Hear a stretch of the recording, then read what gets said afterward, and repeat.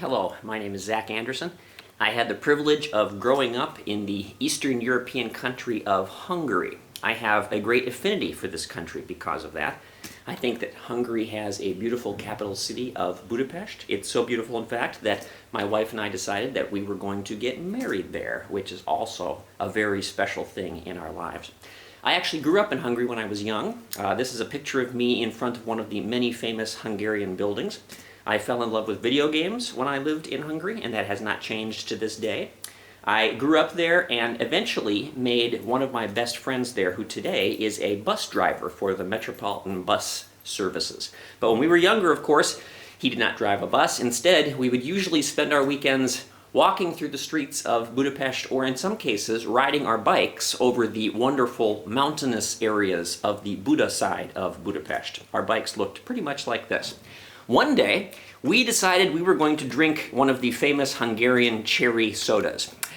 No, we didn't just drink one, we probably drank two. And then we decided to eat one of the famous Hungarian dishes called lángos, which is basically like fried dough covered with cheese and sour cream. No, I think we probably had three.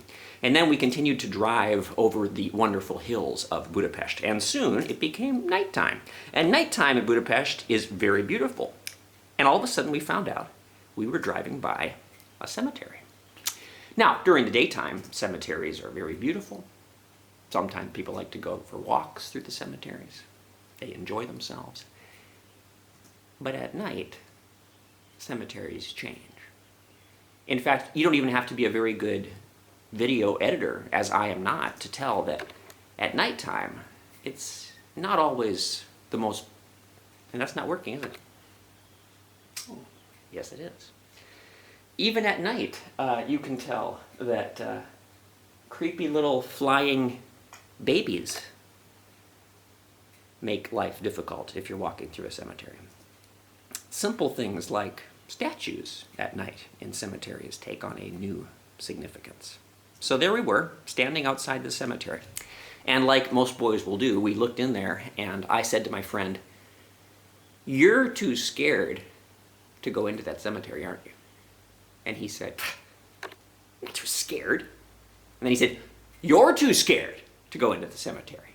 And of course, like a boy, I said, "I'll go in there." And so we did that for a while, and then we climbed over the fence and went into the cemetery. And we began to slowly walk farther and farther into this dark place. And there was some wet leaves on the ground that made sounds that we didn't like. And we began to imagine maybe we were not the only ones in the cemetery.